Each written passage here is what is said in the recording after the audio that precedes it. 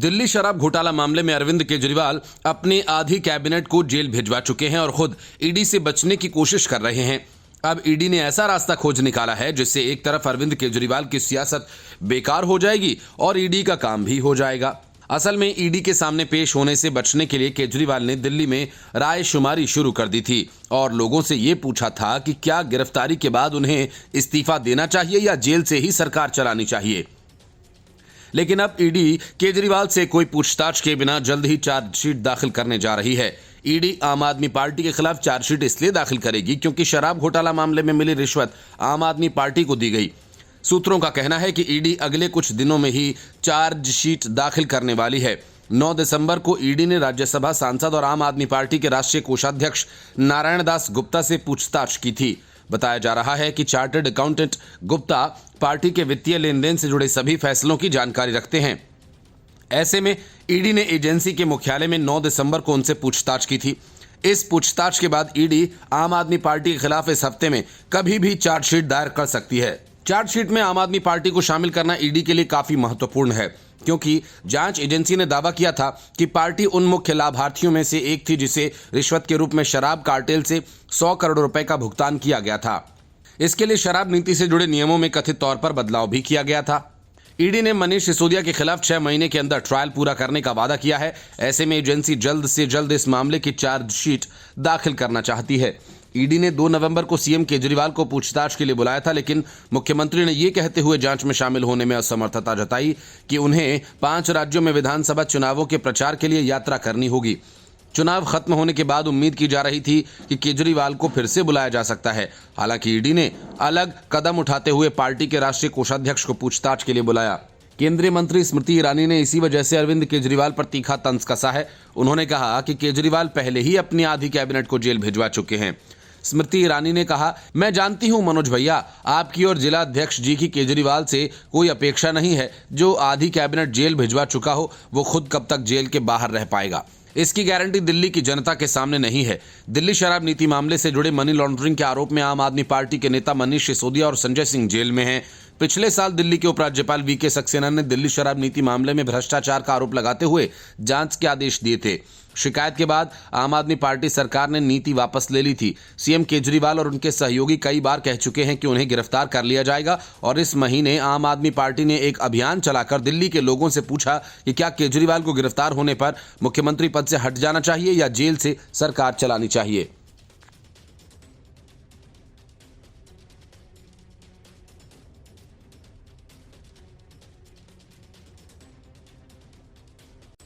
धीरज साहू के काले खजाने के लुट जाने के बाद कांग्रेस अलर्ट मोड पर है। सूत्रों का कहना है कि कांग्रेस के कई नेता अब अपने काले धन को सफेद करने की तैयारी में हैं ताकि उनका हश्र धीरज साहू जैसा न हो।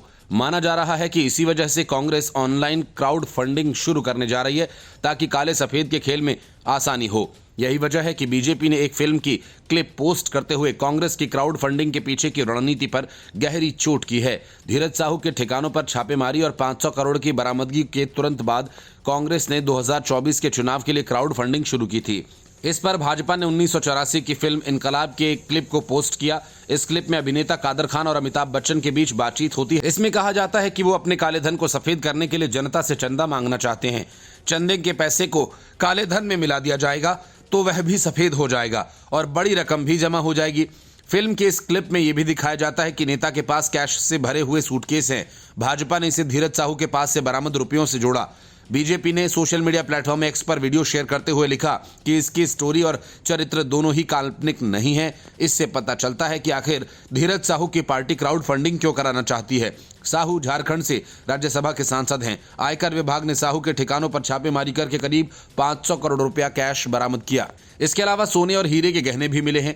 ये देश में अब तक का सबसे बड़ा कैश सीजर है। साहू का कहना है कि उनके परिवार का बड़ा कारोबार है और जो पैसा बरामद हुआ वो उनका नहीं। भाजपा लगातार इस घटना को लेकर कांग्रेस को घेर रही है। भाजपा का कहना है कि 2024 के चुनाव के लिए इस पैसे को जमा करके रखा था। लोकसभा चुनाव के लिए फंडिंग की कमी से कांग्रेस बुरी तरह से परेशान है, इसलिए उसने क्राउड फंडिंग से फंड जुटाने का ऐलान किया है। कांग्रेस ऐसा दशकों बाद कर रही है। उसके पहले चुनाव लड़ने के लिए फंड की कोई कमी नहीं थी, लेकिन चुनाव दर चुनाव हार के बाद कांग्रेस की माली हालत खस्ता हो गई है। यही वजह है कि कांग्रेस धीरज साहू के मुद्दे से ध्यान भटकाने के लिए संसद घुसपैठ मामले को ज्यादा तूल दे रही है। बीजेपी के राष्ट्रीय महासचिव कैलाश विजयवर्गीय ने कहा कि धीरज साहू के ठिकानों से करीब 500 करोड़ रुपए मिलना इससे बड़ा मुद्दा है। धीरज साहू के यहां 500 करोड़ की बेनामी संपत्ति मिली है, उस पर कोई नहीं बोल रहा। ध्यान भटकाने के लिए कांग्रेस संसद की घटना को जबरन बड़ा मुद्दा बना रही है। देश के लिए दान नाम करने वाले कांग्रेस के लिए क्राउड फंडिंग अभियान पर केंद्रीय मंत्री किरेन रिजिजू ने निशाना साधा कि रिजिजू ने इसे ऑनलाइन चंदा जुटाने के अभियान को वंशवाद के लिए दान योजना बताया। केंद्रीय मंत्री ने इसके बाद गांधी परिवार पर कटाक्ष करते हुए कहा कि यह योजना राजवंश की जीवन शैली के खर्चों को पूरा करने के लिए लाई गई है। किरेन रिजिजू ने आयकर विभाग की रेड में कांग्रेस के राज्यसभा सांसद धीरज साहू के ठिकानों पर पाए गए अवैध धन पर भी तंज कसा। केंद्रीय मंत्री ने कहा कि अब पैसा जब्त होने के बाद कांग्रेस को इस योजना के साथ आना पड़ा है। अपने सांसद को पैसा लूटते हुए पकड़े जाने के बाद कांग्रेस उस राजवंश की जीवन शैली की लागत वहन करने के लिए नई लूट योजना डोनेट फॉर डायनेस्टी योजना लेकर आई है। इससे पहले कांग्रेस ने अपने ऑनलाइन क्राउड फंडिंग अभियान डोनेट फॉर नेशन की शुरुआत की। जिस बात की उम्मीद की जा रही थी हुआ भी वही। संसद की सुरक्षा में सेंध का मामला सुप्रीम कोर्ट पहुंच गया है। सुप्रीम कोर्ट में एक जनहित याचिका दाखिल की गई है जिसमें संसद सुरक्षा मामले की जांच सुप्रीम कोर्ट के सेवानिवृत्त जज की निगरानी में कराए जाने की मांग की गई है। साथ ही इस पूरे मामले की जांच के लिए एसआईटी का गठन कर मामले की जांच की मांग की गई है। इस बीच जो लोग ये सोचकर खुश हो रहे थे कि ललित झा ने सारे मोबाइल फोन जला दिए, उनको झटका देते हुए जांच एजेंसीज मेटा तक जा पहुंची हैं और उसने सारे चैट्स और कॉल्स का विवरण साझा करने को कहा है। मतलब ये कि मोबाइल फोन को नष्ट करने भर से सबूत नहीं मिट जाएंगे, सारे सबूत एजेंसियों के हाथ लग जाएंगे। 13 दिसंबर को संसद की सुरक्षा में उस वक्त बड़ी चूक हुई जब लोकसभा में 2 संदिग्ध कूद पड़े। हालांकि इसके बाद सभी आरोपियों को पुलिस ने गिरफ्तार कर लिया। दिल्ली पुलिस ने संसद की सुरक्षा उल्लंघन मामले में उनकी कथित संलिप्तता के लिए अब तक 6 लोगों को सागर शर्मा, मनोरंजन डी, अमोल शिंदे, नीलम देवी, ललित झा, महेश कुमावत को गिरफ्तार किया है और उन पर कड़े कानूनी कार्रवाई गतिविधियां और रोकथाम अधिनियम यानी यूएपीए के तहत मामला दर्ज किया गया है। दिल्ली पुलिस ने संसद की सुरक्षा में सेंध लगाने के मामले में गिरफ्तार 6 आरोपियों के सोशल मीडिया खातों और अब हटाए गए Facebook page Bhagat Singh fan club के विवरण तक पहुंचने के लिए मेटा को पत्र लिखा है। सूत्रों का कहना है कि भगत सिंह फैन क्लब के जरिए ही ये आरोपी एक दूसरे के संपर्क में थे। पुलिस सूत्रों ने बताया कि पुलिस ने सभी आरोपियों के बैंक खातों का विवरण भी एकत्र किया है ताकि ये पता किया जा सके कि क्या उन्हें 13 दिसंबर की घटना को अंजाम देने के लिए किसी से पैसे मिले हैं। सूत्रों ने बताया कि दिल्ली पुलिस की विभिन्न टीम ने आरोपियों के परिजनों से संपर्क किया और उनके बैंक खातों का विवरण इकट्ठा किया। सूत्रों का कहना है कि नीलम देवी और सागर शर्मा की बैंक पासबुक क्रमशः हरियाणा के जींद और उत्तर प्रदेश के लखनऊ में उनके आवास से जब्त किए गए। दिल्ली पुलिस की काउंटर इंटेलिजेंस इकाई ने आरोपी व्यक्तियों के सोशल मीडिया खाते तक पहुंचने के लिए फेसबुक, इंस्टाग्राम, व्हाट्सएप के मालिक मेटा को लिखा है और Facebook page, Bhagat Singh fan page जैसे सदस्यों की संख्या आदि का विवरण मांगा है। ये पेज आरोपी द्वारा बनाया गया था और बाद में हटा दिया गया। सूत्रों ने कहा कि मेटा से आरोपियों के व्हाट्सएप चैट साझा करने का भी अनुरोध किया गया है क्योंकि उनके मोबाइल फोन क्षतिग्रस्त हो गए हैं। पुलिस के अनुसार संसद सुरक्षा चूक की साजिश के साजिशकर्ता ललित झा ने राजस्थान के नागौर में अपना मोबाइल फोन फेंक दिया और अन्य आरोपियों के मोबाइल फोन जला दिए। पुलिस के अनुसार ललित घटना के बाद वहां भाग गया था। बाद में पुलिस ने झा की निशानदेही पर टूटे हुए जले हुए मोबाइल फोन के टुकड़े बरामद किए और इन हिस्सों को फॉरेंसिक विभाग में यह पता करने के लिए भेजा गया है कि क्या इनसे डेटा रिकवर किया जा सकता है।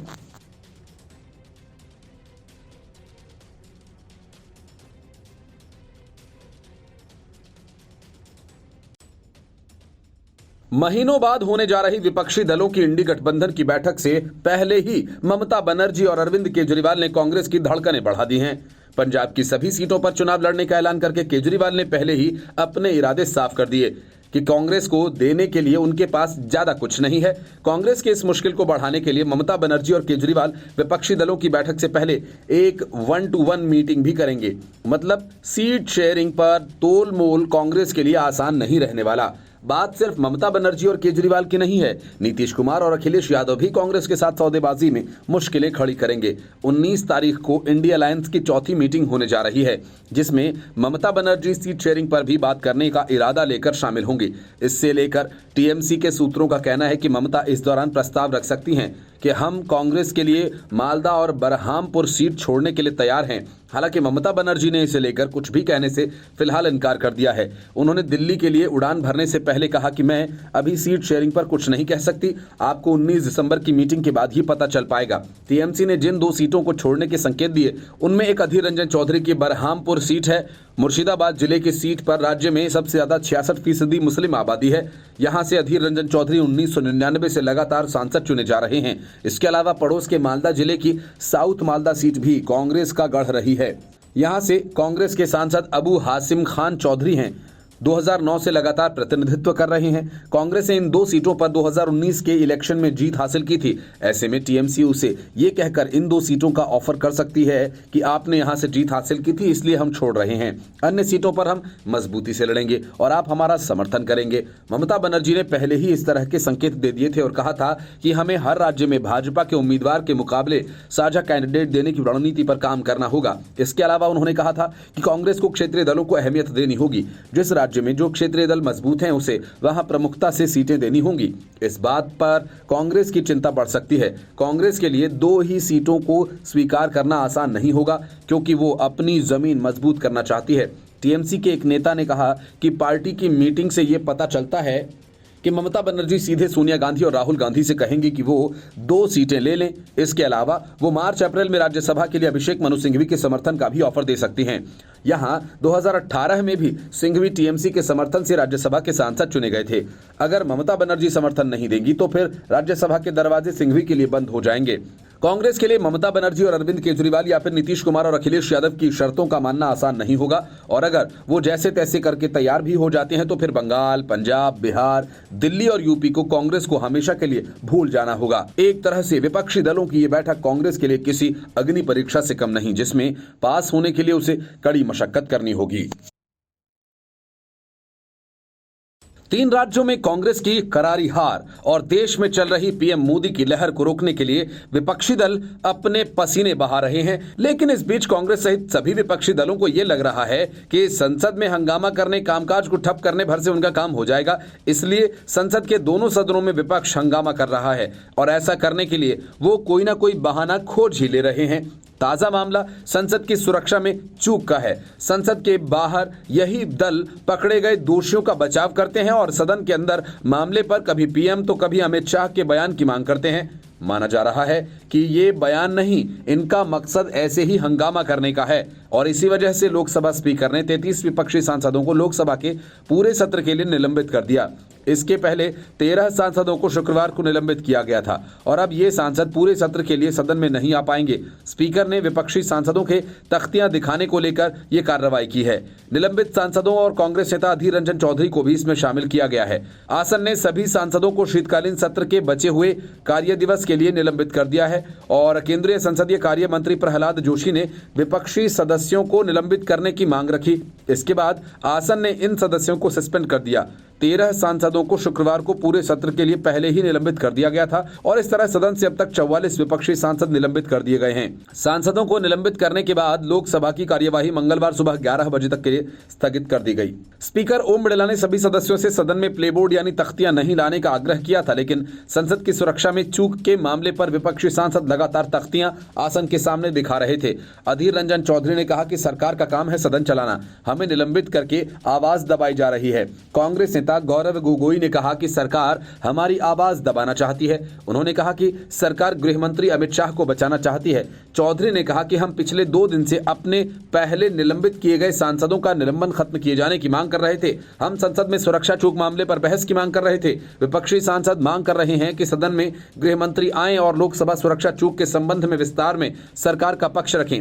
कांग्रेस नेता जयराम रमेश ने कहा कि लोकसभा और राज्यसभा पिछले 2 दिनों से काम नहीं कर सकी। 13 दिसंबर को संसद में सुरक्षा में चूक के बाद हमने गृह मंत्री से एक बयान मांगा था। 14 और 15 दिसंबर को इंडिया गठबंधन के सदस्यों ने अपना पक्ष रखा। दोनों सदनों में गृह मंत्री के बयान की एक ही मांग है। हमारे सांसदों ने लोकसभा अध्यक्ष और राज्यसभा सभापति को लिखित रूप से मांग की है कि सदन में गृह मंत्री का बयान दिया जाए। हालांकि सरकार ने इसे स्वीकार नहीं किया है और यही एकमात्र कारण है कि लोकसभा और राज्यसभा को 14 और 15 दिसंबर को स्थगित कर दिया गया।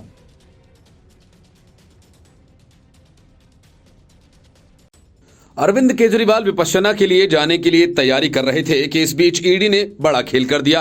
आम आदमी पार्टी के राष्ट्रीय कोषाध्यक्ष नारायण दास गुप्ता से पूछताछ के बाद अब ईडी ने अरविंद केजरीवाल को पूछताछ के लिए हाजिर होने का समन भेजा है। केजरीवाल ने ईडी के सामने 21 दिसंबर को पेश होने को कहा है। इसके पहले माना जा रहा था कि ईडी केजरीवाल से पूछताछ किए बिना ही चार्जशीट दायर करेगी, लेकिन ईडी ने ऐसा नहीं किया।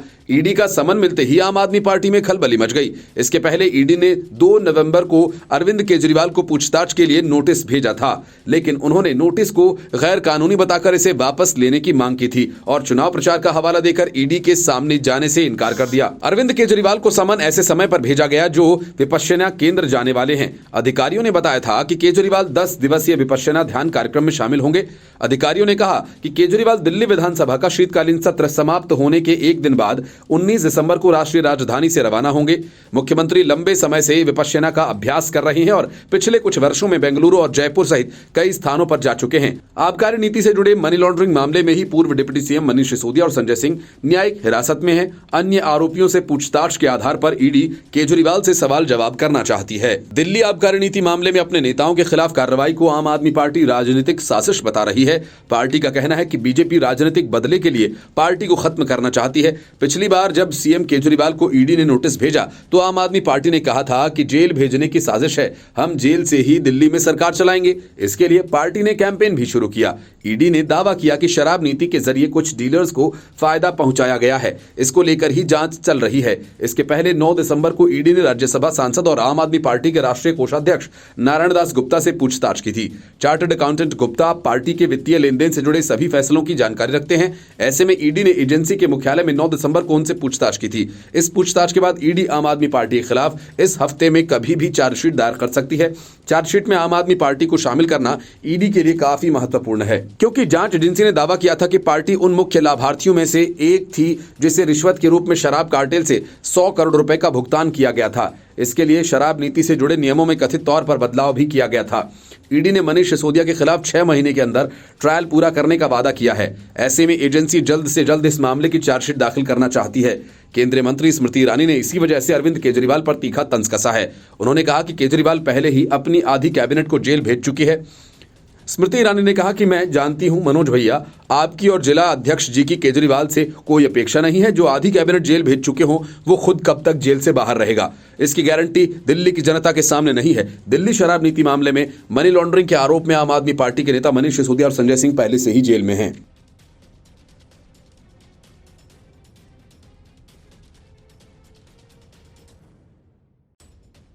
केरल के राज्यपाल आरिफ मोहम्मद खान के काफिले पर जानलेवा हमला करने की एसएफआई की हिंसक साजिश का खुलासा हो गया। इससे बौखलाए पिनरई विजयन के दामाद ने एक तरह से राज्यपाल आरिफ मोहम्मद खान को धमकी दे दी।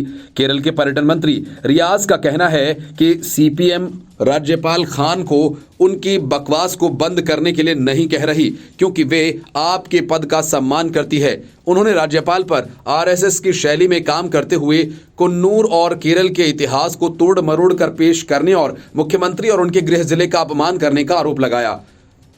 मोहम्मद रियाज राज्यपाल आरिफ मोहम्मद खान द्वारा मुख्यमंत्री विजयन के गृह जिले पर कुन्नूर के खूनी इतिहास वाले तंज का जवाब दे रहे थे। पथानामथिट्टा जिला के कोन्नी में नव केरल सदास के दौरान रियाज ने कहा कि ऐसा मत सोचिए कि हम ये नहीं कह सकते, अपना मुंह बंद करो मिस्टर आरिफ मोहम्मद खान, लेकिन हम आपकी स्थिति का सम्मान करते हैं और इसलिए हम ऐसा नहीं कहते हैं। इससे पहले केरल के मुख्यमंत्री पिनरई विजयन ने भी राज्यपाल पर जानबूझकर भड़काऊ बयान देकर दक्षिणी राज्य के अमन चैन में खलल डालने की कोशिश करने का आरोप लगाया था। उन्होंने कहा था कि राज्यपाल अपने संवेदनहीन बयानों से एसएफआई प्रदर्शनकारियों को भड़का रहे थे। सीपीएम की छात्र शाखा स्टूडेंट फेडरेशन ऑफ इंडिया को राज्यपाल ने अपराधी और गुंडा कहा था। कांग्रेस के शशि थरूर ने भी इस मामले में आरिफ मोहम्मद खान का समर्थन किया था। मंत्री रियाज ने राज्यपाल को कुन्नूर के इतिहास के बारे में नसीहत देने की कोशिश करते हुए कहा कि कुन्नूर का इतिहास क्या है, क्या ये बुरा है? कुन्नूर की जमीन पर औपनिवेशिक ताकतों से लड़ते हुए कई लोग शहीद हुए हैं। कुन्नूर ने देश के स्वतंत्रता संग्राम में अहम भूमिका निभाई है। आरिफ मोहम्मद खान को कुन्नूर और केरल के लिए इतनी नाराजगी क्यों है? रियाज ने दावा किया कि थालास्सेरी में कुन्नूर जिले के कम्युनिस्टों की अगुवाई में 1970 के दशक में सांप्रदायिक नफरत के बीज बोने के आरएसएस की कोशिशों का विरोध किया गया था। रियाज ने आगे कहा कि आरिफ मोहम्मद खान को समझना चाहिए कि वह व्यक्ति कॉमरेड पिनरई विजयन थे। मंत्री रियाज ने लगे हाथ राज्यपाल को कुन्नूर में सांप्रदायिक सद्भाव के लिए छेड़े गए संघर्षों के वास्तविक इतिहास के बारे में जानने की सलाह भी दे डाली। रियाज ने कहा कि आरिफ मोहम्मद खान नफरत फैलाने की आरएसएस की शैली के तहत काम कर रहे हैं। वो कुन्नूर और केरल के इतिहास को तोड़ मरोड़ कर इस जमीन पर शांति के लिए किए गए संघर्षों को, यहां लड़ी गई उपनिवेशवाद विरोधी लड़ाइयों को नजरअंदाज कर मुख्यमंत्री और उनके जिले का अपमान कर रहे हैं। हाल ही में केरल के राज्यपाल आरिफ मोहम्मद खान के काफिले पर राजधानी तिरुवनंतपुरम में जानलेवा हमला किया गया था। यह हमला कम्युनिस्ट छात्र संगठन एसएफआई के गुंडों ने किया था। इसके बाद राज्य खुफिया विभाग ने खुलासा किया था। उसने राज्यपाल के खिलाफ विरोध प्रदर्शन की योजना के बारे में चेतावनियां जारी की थी।